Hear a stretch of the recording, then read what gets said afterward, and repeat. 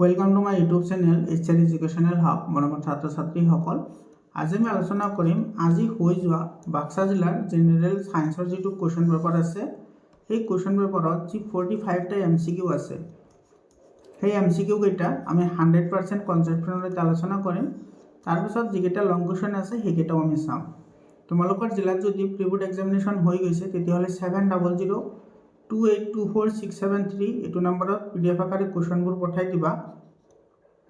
তোমালোকক হেবোৰ মই সলভ কৰি দি দিম সোশ্যাল সায়েন্সৰ অলৰেডি তোমাৰ তিনিটা চেপ্টাৰ তিনিটা ডিস্ট্ৰিক্টৰ কোৱেশ্চন পেপাৰ মই সলভ কৰি দিছো তোমালোকে চাই লবা তোমালোকে কোৱেশ্চন পেপাৰবোৰ পিডিএফ আকাৰে যদি পঠাই দিয়া মই সোশ্যাল সায়েন্সৰ আৰু এছামিছৰ কোৱেশ্চন পেপাৰো সলভ কৰিম তোমালোকে ভিডিঅ'বোৰ ৰেগুলাৰলি চাই থাকিবা মৰমৰ ছাত্ৰ ছাত্ৰীসকল ইয়াৰ আগতে সায়েন্সৰ অলৰেডি 13টা জিলাত প্ৰি-বোৰ্ড এক্সামিনেশ্যনৰ কোৱেশ্চন পেপাৰ মই আপলোড কৰিছো তোমালোকে ভিডিঅ'বোৰ চাই লবা বহুতই ইম্পৰ্টেন্ট হয় এবোৰ এমসিকিউ তোমালোকৰ ম্যাথছৰো মই কোৱেশ্চন পেপাৰবোৰ সলভ কৰি আছো গতিকে তোমালোকে চেনেলটো সাবস্ক্ৰাইব কৰা আৰু তোমাৰ বন্ধুবৰ্গৰ সৈতে শেয়াৰ কৰা তোমালোকৰ কাৰণে WhatsApp গ্ৰুপ বনাইছো মই কমেন্ট সেকশনত WhatsApp গ্ৰুপৰ লিংক দি দিম তাতে গৈ তোমালোকে WhatsApp গ্ৰুপত জয়েন হোৱা তাতে তোমালোকে সকলো ধৰণৰ ইম্পৰ্টেন্ট পিডিএফ ফাইল তোমালোকে তাতে পাই যাবা ঠিক আছে আৰম্ভ কৰিছো আজিৰ ভিডিঅ'টো এতে চোৱা বাক্সা জিলাত তোমাৰ ইয়াতে দুটা ল্যাঙ্গুৱেজ দিয়া আছে এটা বোধহয় তোমাৰ বড়ো ল্যাঙ্গুৱেজ দিয়া আছে আৰু এটা আসামিজ দিয়া আছে তো মই আসামিজটো কৈ দি আছো হেতু ল্যাঙ্গুৱেজ মোৰ জ্ঞাত নহয় এক নম্বৰ প্ৰশ্নটো কি কৈছে চোৱা তলৰ কোনটো সূত্ৰৰ মতে ৰাসায়নিক বিক্ৰিয়াত বিক্ৰিয়াজাত পদাৰ্থৰ মৌলবোৰৰ মুঠ ভৰ বিক্ৰিয়া কৰা মৌলবোৰৰ মুঠ ভৰৰ সমান হ'ব লাগিব এটো ৰাসায়নিক বিক্ৰিয়াত আমি সন্তুলন কিহৰ কাৰণে কৰো যাতে তোমাৰ বিক্ৰিয়ক পদাৰ্থৰ মুঠ ভৰ আৰু বিক্ৰিয়াজাত পদাৰ্থৰ মুঠ ভৰ সদায় সমান হয় আৰু এটো কি বিক্ৰিয়া বিধি আছিল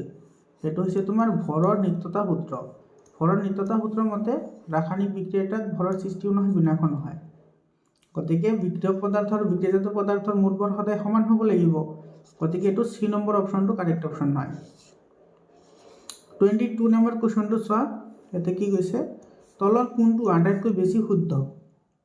ক্যালসিয়াম কাৰ্বনেটত তাপ দিলে ক্যালসিয়াম অক্সাইড আৰু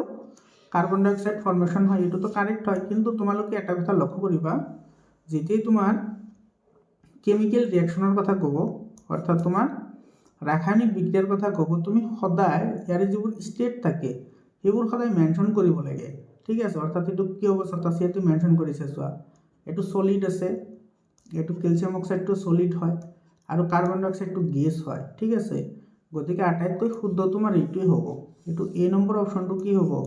কাৰেক্ট অপশন হ'ব বাকি যিবোৰ আছে সেইবোৰত তোমাৰ এইবোৰ মেনশন কৰা নাই এটো চোৱা স্টেটবোৰ মেনশন কৰা নাই গতিকে স্টেটবোৰ মেনশন নকৰিলে হেতু তোমাৰ সম্পূৰ্ণৰূপে শুদ্ধ নহয় যেহেতু এটো তোমাৰ স্টেটটো মেনশন কৰিছে গতিকে এ নম্বৰ অপশনটো কাৰেক্ট অপশন হ'ব 33 নম্বৰ কোৱেশ্চন মৰমৰ ছাত্ৰ ছাত্ৰীসকল এতে বহুত কেইটা তোমাৰ নিউ প্যাটাৰ্নৰ কোৱেশ্চন আছে তোমালোকে চাই যোৱা ভিডিওটো হেগলৈকে তোমালোকৰ সহায় হ'ব এটা পদাৰ্থ এক্সৰ দ্ৰৱক বগা ৰং সানিবলৈ ব্যৱহাৰ কৰা হয় পদাৰ্থ এক্সৰ নাম আৰু সংকেত কি হ'ব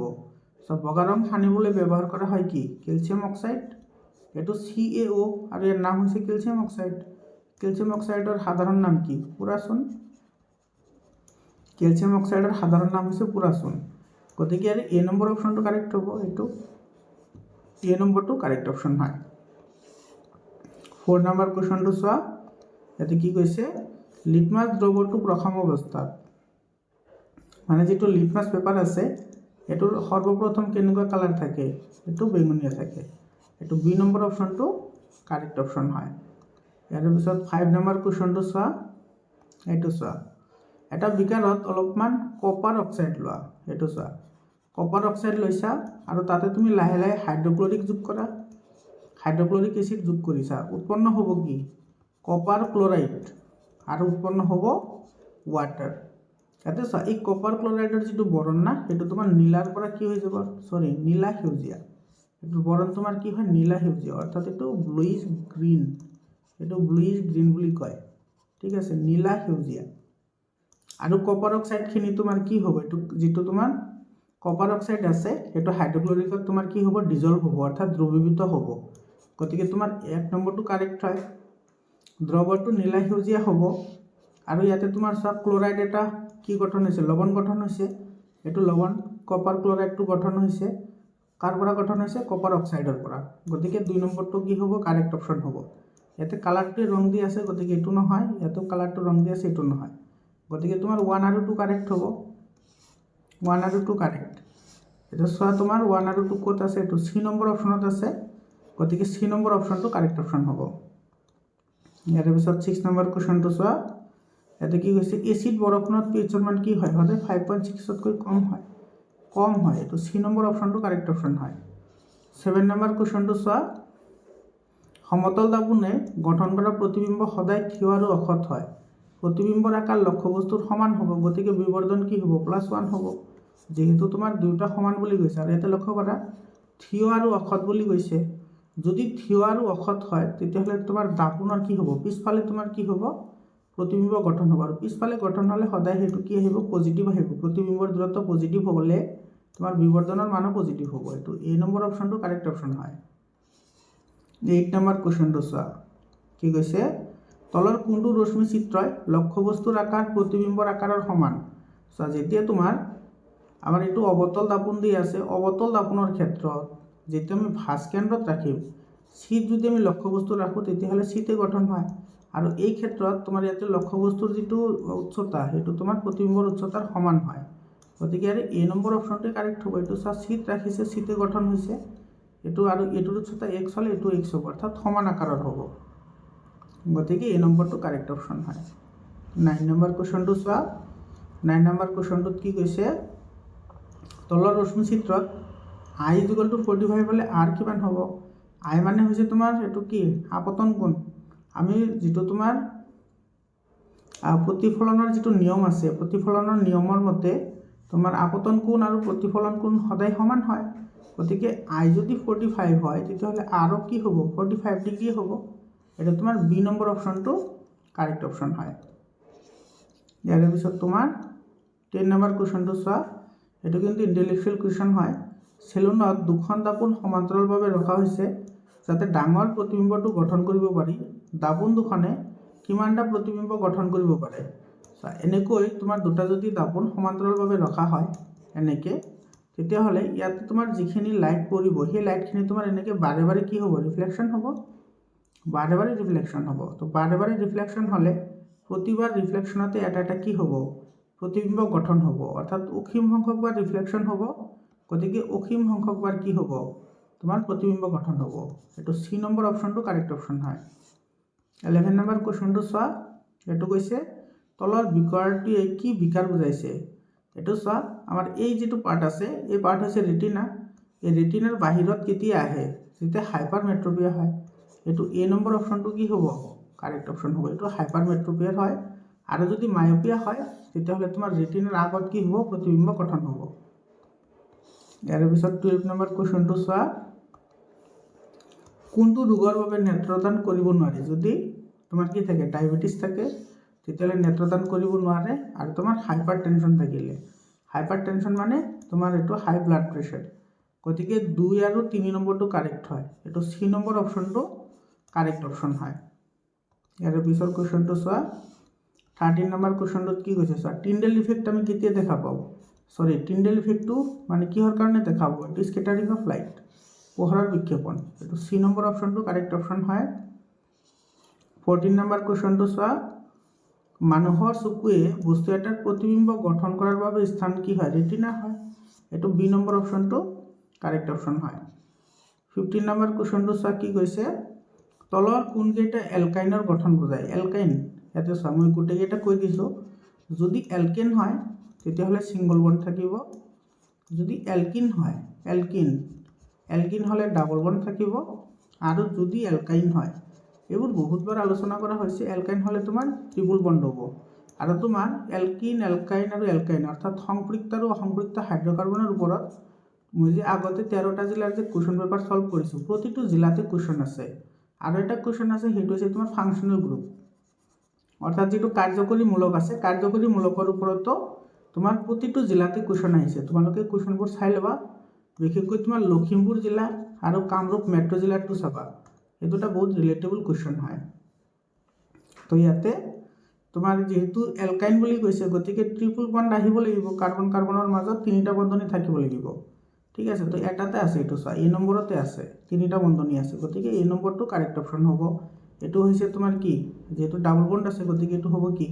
এলকিন, এইটো ছিংগল বন্ড আছে এইটো হ'ব এলকেন, এইটো ছিংগল বন্ড আছে এইটো হ'ব এলকেন। ইয়াৰ পিছত চোৱা এইটো ফাংচনেল গ্ৰুপৰ কথা কওঁতে আহি গৈছে। কোনটো কীটনৰ কাৰ্যকৰীমূলক, ইয়াতে কীটন বুলি কৈছে, তো কীটন হ'লে ডি হ'ব। এইটো তোমাৰ হৈছে এই যিটো আছে এইটো হৈছে তোমাৰ এলডিহাইড, এইটো এলডিহাইডৰ কাৰ্যকৰীমূলক হয়। আৰু OH2 হৈছে তোমাৰ এলকহলৰ, গতিকে এটা মনত ৰাখা, নহ'লে স্ক্ৰীনশ্বট মাৰি ৰাখা। আৰু তোমাৰ এইটো হৈছে কাৰ্বক্সিলিক গ্ৰুপ, এইটো কাৰ্বক্সিলিক গ্ৰুপ হয়, এইটো কাৰ্বক্সিলিক গ্ৰুপ। ইয়াৰ পিছত কুৱেশ্যনটো চোৱা 17 নম্বৰ কুৱেশ্যনটো চোৱা কি কৈছে,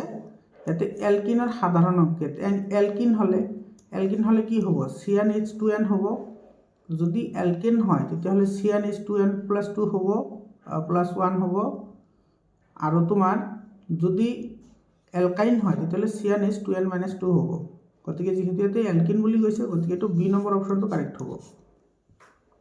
বি নম্বৰটো কাৰেক্ট অপশ্যন হ'ব। ইয়াৰ পিছত তোমাৰ 18 নম্বৰ কুৱেশ্যনটো চোৱা, কোষৰ, ইয়াতে কোষ এইটো বৃদ্ধান্ন খ হ'ব, কোষৰ এণ্ডোথাৰ্মিক প্ৰক্ৰিয়া সংঘটিত হোৱাৰ বাবে কাক ব্যৱহাৰ কৰা হয়, ATP, এইটো ডি নম্বৰ অপশ্যনটো কাৰেক্ট হয়। যেতিয়া তোমাৰ ADPৰ লগত যেতিয়া তোমাৰ আৰু এটা ADP যোগ হয় তেতিয়াহ'লে কি উৎপন্ন হয় ATP। ADP মানে হৈছে এডিনোচাইন ডাইফসফেট আৰু ATP মানে হৈছে এডিনোচিন ট্ৰাইফসফেট, গতিকে এইটো ডি নম্বৰ অপশ্যনটো কাৰেক্ট অপশ্যন হ'ব। 19 নম্বৰ কুৱেশ্যনটো চোৱা, ৰন্ধনৰ সময়ত ব্যৱহৃত বৰ্তনৰ তলৰ ফালে কলা পৰে, কিহৰ কাৰণে কলা পৰে, কাৰণ তোমাৰ যিবোৰ ইন্ধন থাকে সেইবোৰৰ অসম্পূৰ্ণ দহন হয়, অসম্পূৰ্ণ দহন, এইটো বি নম্বৰ অপশ্যনটো কাৰেক্ট অপশ্যন হ'ব, এইটো সম্পূৰ্ণৰূপে দহন নহয়। ইয়াৰ পিছত 20 নম্বৰ কুৱেশ্যনটো চোৱা, এইটো চোৱা ডবাৰিনাৰ ট্ৰাইডৰ ওপৰত দিছে, এইটো মৌলৰ নাম দিছে, চিহ্নৰ পাৰমাণৱিক ভৰ, লিথিয়ামৰ ভৰ দিছে 7, সোডিয়ামৰ ভৰ দিছে 23 আৰু পটাছিয়ামৰ ভৰ দিছে 39। আমি জানো ডবাৰিনাৰ ট্ৰাইড তেতিয়াহে গঠন হয় যেতিয়া তোমাৰ কি হ'ব প্ৰথম আৰু তৃতীয় মৌলৰ গড় ভৰ, মানে এইটো হ'ব তোমাৰ লিথিয়াম প্লাছ কি পটাছিয়াম, আৰু এই দুটাৰ ভৰ কাৰ সমান হ'ব, সোডিয়ামৰ সমান হ'ব। এইটো হৈছে তোমাৰ ডবাৰিনাৰ ট্ৰায়াড যিটো ডেফিনেশ্যন আছে সেই ডেফিনেশ্যন মতে ডবাৰিনাৰ ট্ৰায়াডৰ ডেফিনেশ্যন কি হয়, প্ৰথম মৌলটোৰ ভৰ আৰু তোমাৰ তৃতীয় মৌলটোৰ ভৰৰ গড় মান মাজৰ মৌলটোৰ ভৰৰ কি হয় সমান হয়। এতিয়া চোৱা এইটো প্ৰশ্নটো কি কৈছে, ডবাৰিনাৰে দেখুৱাইছিল যে ট্ৰায়াড এটাৰ মৌল তিনিটা, সিহঁতৰ পাৰমাণৱিক ভৰৰ বৰ্ধিত ক্ৰমত সজালে মাজৰটোৰ পাৰমাণৱিক ভৰ আন দুটা মৌলৰ পাৰমাণৱিক ভৰৰ গড় মানৰ প্ৰায় সমান হয়। এই ক্ষেত্ৰত তলৰ কোনটো শুদ্ধ হ'ব, যিহেতু লিথিয়াম আৰু কি আছিল পটাছিয়াম আছিল, তো লিথিয়াম আৰু পটাছিয়ামৰ ভৰ এইটো তোমাৰ এইটো চোৱা বি নম্বৰটো লিথিয়াম আৰু এইটো লিথিয়াম পটাছিয়ামৰ ভৰ এইটো সোডিয়ামৰ ভৰৰ সমান হ'ব, গতিকে বি নম্বৰ অপশ্যনটো কাৰেক্ট অপশ্যন হ'ব। 21 নম্বৰ কুৱেশ্যনটো চোৱা, ইয়াতে কি কৈছে, এক্স এটা মৌল যাৰ পাৰমাণৱিক সংখ্যা 9, এক্স এটা মৌল তাৰ পাৰমাণৱিক সংখ্যা কি দি আছে 9 দি আছে, গতিকে ইয়াৰ ইলেক্ট্ৰনৰ বিন্যাস কি হ'ব 27 হ'ব। 27 হ'লে ইয়াৰ যোজ্যতা কিমান আহিব 1 আহিব। ইয়াতে কক্ষৰ সংখ্যা কেইটা আছে তোমালোকে চোৱা, পৰ্যায় আৰু বৰ্গ তুমি কেনেকৈ নিৰ্ণয় কৰিবা, যদি তোমাৰ পৰ্যায়ৰ কথা কয় তেতিয়াহ'লে তুমি কক্ষৰ সংখ্যা চাবা, আৰু যদি বৰ্গৰ কথা কয় তেতিয়াহ'লে তুমি যোজ্যতা চাবা। এইটো তোমাৰ কক্ষ কেইটা আছে, দুটা আছে, অৰ্থাৎ এইটো দ্বিতীয় নম্বৰ বৰ্গৰ হ'ব, যিমানটা কক্ষ থাকিব সিমানটা পৰ্যায় হ'ব, ঠিক আছে, এইটো পৰ্যায় হ'ব দ্বিতীয়। আৰু যিহেতু তোমাৰ 1 আছে আৰু তোমাৰ এইটো 9 দি আছে গতিকে এইটো তোমাৰ কি হ'ব, এইটো হ'ব ফ্ল'ৰিন, ফ্ল'ৰিনৰ পাৰমাণৱিক ক্ৰমাংক হৈছে তোমাৰ 9 আৰু ফ্ল'ৰিনটো কেই নম্বৰ বৰ্গত থাকে 17 নম্বৰ বৰ্গত থাকে, তো পৰ্যায় হ'ব 2 আৰু তোমাৰ বৰ্গ হ'ব 17, পৰ্যায় 2 বৰ্গ 17, তো এইটো তোমাৰ এ নম্বৰ অপশ্যনটোৱে কাৰেক্ট হ'ব, এ নম্বৰটো কাৰেক্ট অপশ্যন হয়। ইয়াৰ পিছত তোমাৰ 22 নম্বৰ কুৱেশ্যনটো চোৱা, XaCl3, এইটো চোৱা এক্স এটা মৌল আছে, এইটো তোমাৰ ক্লৰিনৰ লগত বিক্ৰিয়া কৰিছে, বিক্ৰিয়া কৰি ফৰ্মেশ্যন কৰিছে XCl3, অৰ্থাৎ এইটো এক্সৰ যিটো ভেলেঞ্চি এইটো তোমাৰ কি হৈ আছে 3 হৈ আছে, এক্সৰ ভেলেঞ্চি 3, চ' সোডিয়ামৰ ভেলেঞ্চি 2 হয়, এলুমিনিয়ামৰ 3 হয়, সোডিয়ামৰ 1 হয়, ফসফৰাছৰ 4 হয়, সৰি সালফাৰৰ 2 হ'ব, হয়নে? সালফাৰ 16, গতিকে 2 8 10 হ'ল 6 হ'ল, 2 সালফাৰৰ ভেলেন্সি হয় 2, গতিকে যেহেতু এলুমিনিয়ামৰ ভেলেন্সি 3 হয়, গতিকে এইটো তোমাৰ বি নম্বৰ অপশ্যনটো কাৰেক্ট অপশ্যন হ'ব। 23 নম্বৰ কুৱেশ্যনটো চোৱা, পাকগ্ৰন্থিৰ পাচক ৰসত থকা প্ৰটিন বিশ্লেষিত উৎসেচক কোন কোন আছিল? এইটো পেপচিন আৰু ট্ৰিপচিন আছিল। পেপচিন আৰু ট্ৰিপচিন এই দুটা প্ৰটিন বিশ্লেষণত সহায় কৰে, গতিকে 1 আৰু 3 কাৰেক্ট অপশ্যন হ'ব। 1 আৰু 3 টো ডি নম্বৰ অপশ্যনটো কাৰেক্ট অপশ্যন হয়। 24 নম্বৰ কুৱেশ্যনটো চোৱা,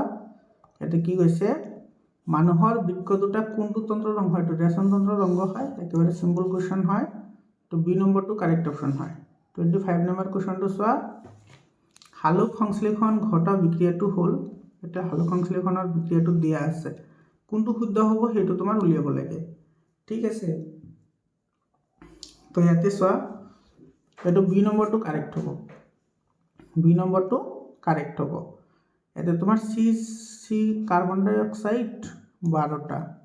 ইয়াতে 6টা। আচ্ছা, এইটো এ নম্বৰটো কাৰেক্ট হ'ব, কাৰণ এইটো পত্ৰখৰিত দিয়া আছে, সূৰ্যৰ পোহৰ নাই ইয়াতে, কিন্তু ইয়াতে সূৰ্যৰ পোহৰটো আছে, হয় না? তো সূৰ্যৰ পোহৰ লাগিব, পত্ৰখৰিত লাগিব, আৰু তোমাৰ ইফালে এইটো গ্লুকোজ, অক্সিজেন আৰু এইটো ৱাটাৰ, এইটো এ নম্বৰ অপশ্যনটো কি হ'ব? কাৰেক্ট অপশ্যন হ'ব। এইটো এ নম্বৰটো কাৰেক্ট হ'ব, এইটো বি নম্বৰটো নহয়, এ নম্বৰটো কাৰেক্ট অপশ্যন হ'ব। ইয়াৰ পিছৰ কুৱেশ্যনটো চোৱা, 26 নম্বৰ কুৱেশ্যনটোত কি কৈছে, তলত উল্লেখ কৰা কোনবিধ প্ৰাণীৰ সঞ্জীৱনী পদাৰ্থ, প্ৰাণীৰ হৰমন?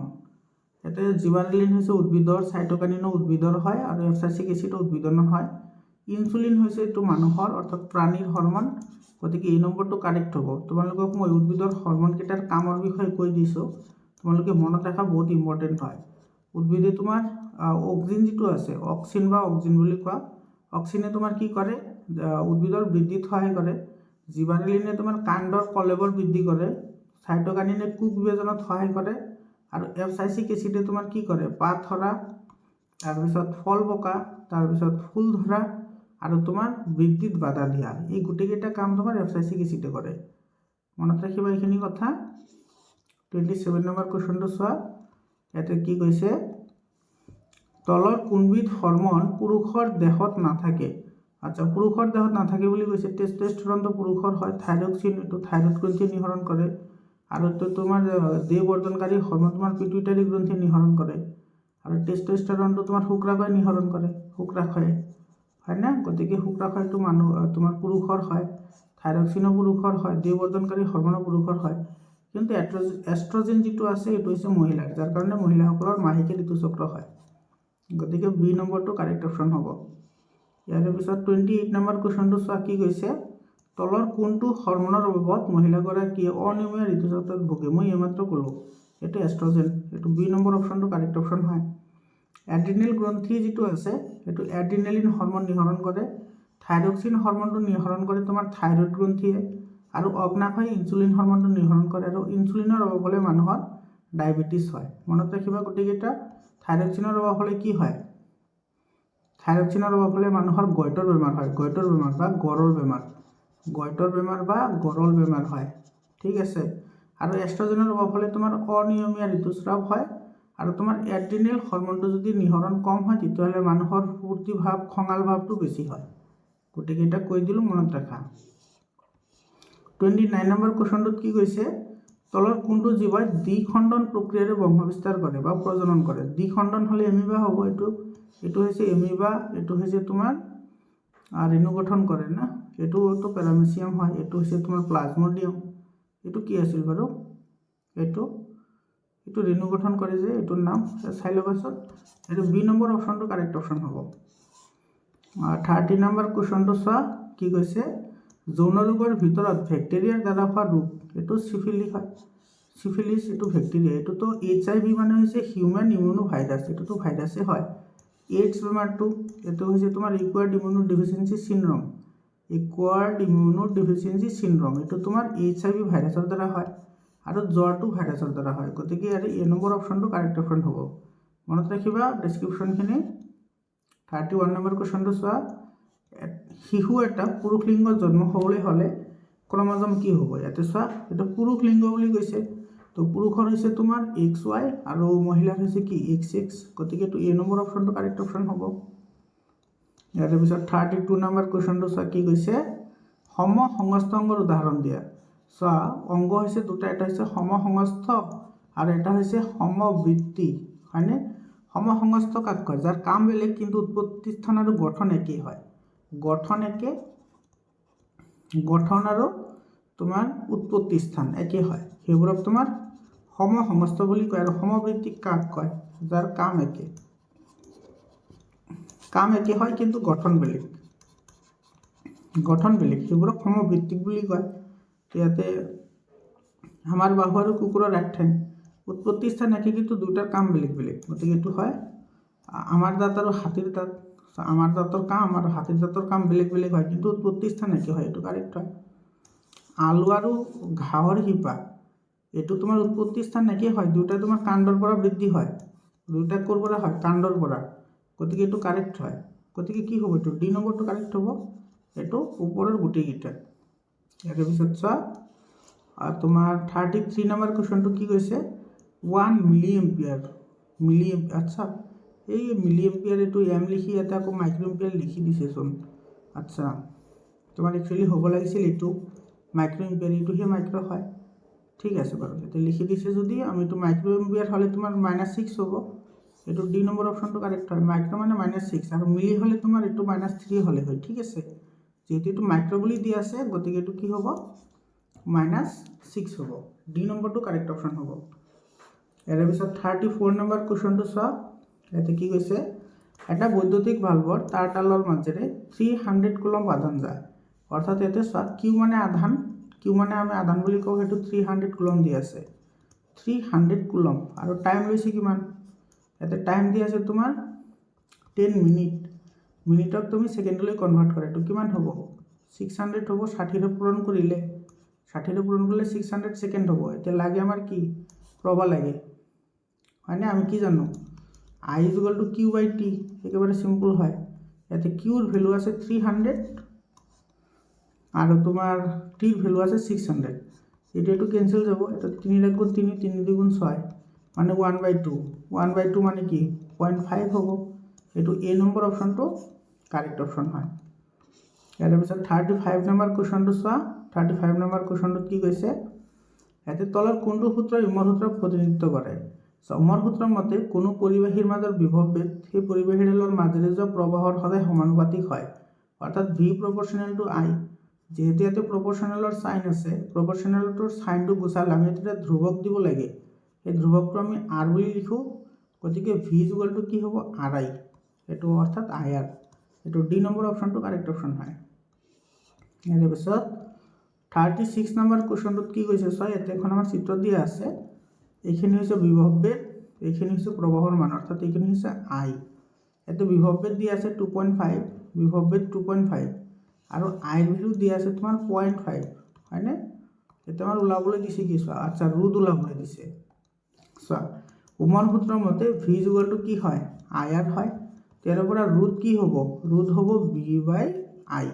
ইয়াতে ভিৰ ভেলু কিমান দি আছে? 2.5, 2.5 বহুৱা,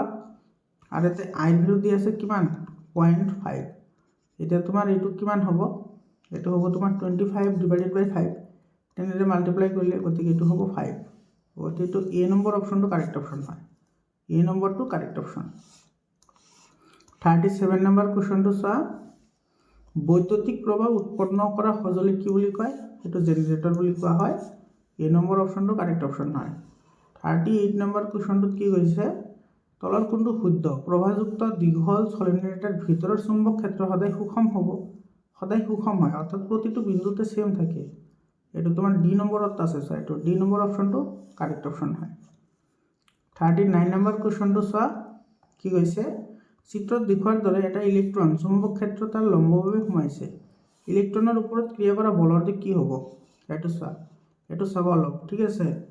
এইটো ইলেক্ট্ৰন ইফালে আহিছে, তো আমি সকলোৱে জানো ইলেক্ট্ৰন যিফালে যায় তাৰ বিপৰীত ফালে প্ৰবাহ যায়। এতিয়া চোৱা, প্ৰবাহ গৈ আছে ইফালে আৰু এইফালে হৈছে চুম্বক ক্ষেত্ৰ, তেতিয়াহ'লে তোমাৰ ইয়াৰে এইটো ইলেক্ট্ৰনৰ ওপৰত কাৰ্যকৰী দিক কোনফালে হ'ব এইটো ভিতৰ ফালে হ'ব এনেকৈ ভিতৰ ফালে যাব এইটো মই ইয়াতে কেনেকৈ দেখুৱাওঁ তোমালোকক এইটো ভিতৰ ফালে যাব মানে এইটো এনেকৈ নহয় এইটো ভিতৰ ফালে পৃষ্ঠৰ ভিতৰ ফালে যাব ঠিক আছে লম্ব হ'ব তাৰমানে গতিকে এইটো ডি নম্বৰ অপশ্যনটো কি হ'ব কাৰেক্ট হ'ব পৃষ্ঠৰ ভিতৰ ফালে ইয়াৰ পিছত তোমাৰ 14 নম্বৰ কুৱেশ্যনটো চোৱা তলৰ কোনটো জীৱৰ শক্তিৰ উৎসৰ উদাহৰণ নহয় চোৱা জীৱৰ হ'বলৈ হ'লে হয় তোমাৰ প্ৰাণীৰ মলমূত্ৰ বা প্ৰাণীৰ অংশ লাগিব নহ'লে উদ্ভিদৰ অংশ লাগিব ঠিক আছে এইটো খৰিটো উদ্ভিদৰ অংশ হয় গোবৰটো প্ৰাণীৰ অংশ কয়লাটো তোমালোকে জানাই গছ গছনিৰ পৰা হয় কিন্তু নিউক্লিয়াৰ শক্তি গধুৰ মৌলৰ বিযোজনৰ ফলত উৎপন্ন হয় গতিকে এইটো চি নম্বৰ অপশ্যনটো কাৰেক্ট অপশ্যন হয় 41 নম্বৰ কুৱেশ্যনটো চোৱা তলত উল্লেখ কৰা কোনটোৱে খাদ্য শৃংখল গঠন কৰে চোৱা খাদ্য শৃংখল গঠন কৰিবলৈ হ'লে এটাৰ ওপৰত তাৰ নিৰ্ভৰশীল হ'ব লাগিব আৰু সেইটো এটা সিকুৱেন্স বেছড হ'ব লাগিব মানে ক্ৰম হ'ব লাগিব এতিয়া চোৱা এইটো ঘাঁহ এইটো ঘেঁহু আছে ঘেঁহুৱেতো ঘাঁহক নাখায় এতিয়া আমে ঘাঁহ খায় নেকি ঘেঁহুটো নাখায় এইটো নহয় ইয়াৰ পিছত তোমাৰ বি নম্বৰটো চোৱা ছাগলীয়ে হাতীক খায় আৰু মানুহে হাতীক খায় এইটো নহয় ছাগলী কেতিয়াও হাতীক নাখায় ঠিক আছে তো ঘাঁহ খায় এইটো ছাগলীয়ে ঘাঁহ খায় ঠিক আছে আৰু ছাগলীক কোনে খায় মানুহে খায় অৰ্থাৎ এইটো চি নম্বৰ অপশ্যনটো কি হ'ব কাৰেক্ট অপশ্যন হ'ব 42 নম্বৰ কুৱেশ্যনটো চোৱা তলৰ কোন দুটা জীৱ অনিম্নীকৰণ পদাৰ্থ অনিম্নীকৰণ মানে কি যিবোৰ তোমাৰ নপচে অৰ্থাৎ পচি নাযায় পচি নোযোৱাবোৰ হৈছে অনিম্নীকৰণ আৰু যিবোৰ পচি যায় সেইবোৰক তোমাৰ কি বুলি কয় নিম্নীকৰণ প্লাষ্টিক কেতিয়াও নপচে ঠিক আছে আচ্ছা ইয়াতে অনিম্নীকৰণ পদাৰ্থ হয় তো প্লাষ্টিক হ'ব পেলনীয়া শাক পাচলিটো পচি যায় গতিকে এইটো নিম্নীকৰণ হ'ব কাঁচ নপচে কেতিয়াও কাঠ পচি যায় গতিকে তোমাৰ 1 নম্বৰ আৰু 3 নম্বৰটো কাৰেক্ট হ'ব 1 আৰু 3 এইটো বি নম্বৰ অপশ্যনটো কি হ'ব কাৰেক্ট অপশ্যন হ'ব ইয়াৰ পিছত 43 নম্বৰ কুৱেশ্যনটো চোৱা বনাঞ্চল ৰক্ষাৰ বাবে চিপকো আন্দোলন গঢ় লৈ উঠিছিল হয়নে হয়তো চিপকো আন্দোলন তোমাৰ কেতিয়া হৈছিল এইটো 70ত হৈছিল 1970 এইটো 1970 চিপকো আন্দোলন হৈছিল চোৱা প্ৰথমতে হৈছে গংগা একশ্যন প্লেন হৈছিল 85ত হয়নে তাৰপিছত হৈছিল তোমাৰ চিপকো আন্দোলন গতিকে এইটো তোমাৰ এ নম্বৰ অপশ্যনটো কি হ'ব কাৰেক্ট অপশ্যন হ'ব 44 নম্বৰ কুৱেশ্যনটো চোৱা কি কৈছে 44 নম্বৰত আচ্ছা তোমাৰ ইয়াতে চিপকো আন্দোলনৰ বিষয়ে আৰু কেইটামান কথা মনত ৰাখাচোন চিপকো আন্দোলন কৈ দিওঁ তোমাৰ 1917ত হৈছিল আৰু এইটো ক'ত হৈছিল জানা তোমালোকে এইটো মনত ৰাখা এইটো গাৰৱাল নামৰ পাহাৰত এটা ৰেণী নামৰ গাঁও আছিল ৰেণী নামৰ গাঁৱত এইটো সূত্ৰপাত হৈছিল যিটো চিপকো আন্দোলন হৈছিল চিপকোটো মানে কি চিপকো এটা হিন্দী শব্দ হয় হিন্দী চিপকো মানে কি চিপক যোৱা মানে যিবোৰ স্থানীয় বাসিন্দা আছিল স্থানীয় বাসিন্দাসকলে ইয়াতে যিবোৰ তোমাৰ গছ আছিল সেই গছবোৰক ইহঁতে আহি সাৱটি ধৰিছিল সেইকাৰণে এইটোৰ নাম চিপকো আন্দোলন পৰিছিল গতিকে এইখিনি কথা মনত ৰাখা 44 নম্বৰ কুৱেশ্যনটো চোৱা খাদ্যবস্তু ভৰাই ৰখা পাত্ৰবোৰত টিনৰ প্ৰলেপ দিয়া নহয় টিনৰ প্ৰলেপ দিয়া হয় কিন্তু জিংকৰ নহয় এইটোতো চিম্পল হয় কাৰণ তোমাৰ জিংকটো টিনতকৈ বেছি সক্ৰিয় তো ই যদি জিংকক যদি আমি দি দিওঁ খাদ্যবস্তু ৰাখিলে চোন বিক্ৰিয়া কৰিব অৰ্থাৎ তোমাৰ কি হ'ব জিংক টিনতকৈ অধিক সক্ৰিয় এইটো চি নম্বৰ অপশ্যনটো কাৰেক্ট অপশ্যন হয় 45 নম্বৰ কুৱেশ্যন আৰু আজিৰ কাৰণে শেষৰ প্ৰশ্ন এইটো বাকী লং কুৱেশ্যন কেইটাও চাম দেই তোমালোকে ভিডিঅ'টো শেষলৈকে চোৱাৰ কাৰণে সকলোকে ধন্যবাদ জনাইছোঁ আৰু তোমালোকে ভিডিঅ'টো শ্বেয়াৰ কৰা ইয়াৰ আগতে 13টা জিলাৰ MCQ আপলোড কৰিছোঁ এইটো দিলে 14টা হ'ব তো অসমৰ প্ৰতিটো জিলাতে যেতিয়া এক্সাম হৈ আছে মই লগে লগে কুৱেশ্যন পেপাৰবোৰ আপলোড কৰি আছোঁ তোমালোকে ভিডিঅ'বোৰ চাই ল'বা তলৰ ৰাসায়নিক বিক্ৰিয়াটো সম্পন্ন কৰিবলৈ হ'লে তোমাৰ কি হ'ব লাগিব ইয়াতে চোৱা আইৰণে অক্সিজেনৰ লগত বিক্ৰিয়া কৰিলে তোমাৰ কি উৎপন্ন হ'ব এইটো উৎপন্ন হ'ব ঠিক আছে আইৰণ অক্সাইড উৎপন্ন হ'ব কিন্তু ইয়াতেতো তেনেকুৱা অপশ্যন নাইয়ে কিন্তু ইয়াতে তোমাৰ এ নম্বৰ অপশ্যনটো চোৱা ইয়াতে 4Fe আছে আৰু আছে অক্সিজেন 3টা ঠিক আছে তো ইয়াতে আইৰণ হ'ল 4টা আৰু অক্সিজেন হ'ল কিমানটা 12টা 3 4 গুণ 12 এইটো নৰ্মেলাইজ কৰা এইটো আহিব 1:2 কিমান আহিব এইটো 1:4 আহিব আচ্ছা এইটো 2ৰে কেঞ্চেল কৰা 2 2 গুণ 4 আৰু 2 6 গুণ 12 এইটো মিলিছে চোৱা অক্সিজেন হ'ল 6টা আৰু তোমাৰ আইৰণ হ'ল কেইটা 2টা এইটো মিলিছেনে গতিকে এইটো এ নম্বৰ অপশ্যনটো এইটো এ নম্বৰ অপশ্যনটো কি হ'ব কাৰেক্ট অপশ্যন হ'ব ইয়াৰ পিছত লং কুৱেশ্যন কেইটা চোৱা লং কুৱেশ্যন কেইটা ইজি কুৱেশ্যন আহিছে বহুতেই ইজি কুৱেশ্যন আহিছে এইটো চোৱা আৰু তোমালোকৰ ইয়াতে যেটো আছে সোডিয়াম অক্সাইড এটা তোমাৰ কেইটা ইম্পৰ্টেন্ট আছে এটা হৈছে তোমাৰ মেগনেছিয়াম অক্সাইড এটা হৈছে তোমাৰ মেগনেছিয়াম ক্লোৰাইড এটা হৈছে ক্যালসিয়াম ক্লোৰাইড আৰু এটা আছে তোমাৰ সোডিয়াম ক্লোৰাইড ঠিক আছে এই কেইটা বহুত ইম্পৰ্টেন্ট হয় তোমালোকৰ এক্সামৰ কাৰণে 2 মাৰ্কৰ কাৰণে প্ৰত্যেকটো জিলাতে আহি আছে কোৱেশ্চন এটোৰ ওপৰত মই এটা ভিডিও বনাম এই আইনীয় যৌগবোৰৰ কেনেকৈ তোমাৰ ইলেক্ট্ৰন ট্ৰান্সফাৰ কৰে এই বিষয়ে মই এটা ভিডিও বনাম তোমালোকে চেনেলটো সাবস্ক্ৰাইব কৰি ৰাখা তোমালোকে পাই যাবা আৰু পিডিএফ যদি লাগে তেতিয়াহলে গ্ৰুপত জয়েন হোৱা তাতে তোমালোকে পাই যাবা ইয়াৰ পিছত চোৱা আৰু তোমাৰ নামাকৰণ কেনেকৈ কৰা হয় এই বিষয়ে মই এটা এক্সট্ৰাকে ভিডিও এটা বনাই দিম তোমালোকে চাই ল'বা অলৰেডি যেটো মই চেপ্টাৰ ওয়াইজ এমসিকিউ আলোচনা কৰিছো সায়েন্স আৰু ম্যাথছ দুটাৰে 100% চেপ্টাৰ ওয়াইজ কি কৰা হৈছে এমসিকিউ আপলোড কৰা হৈছে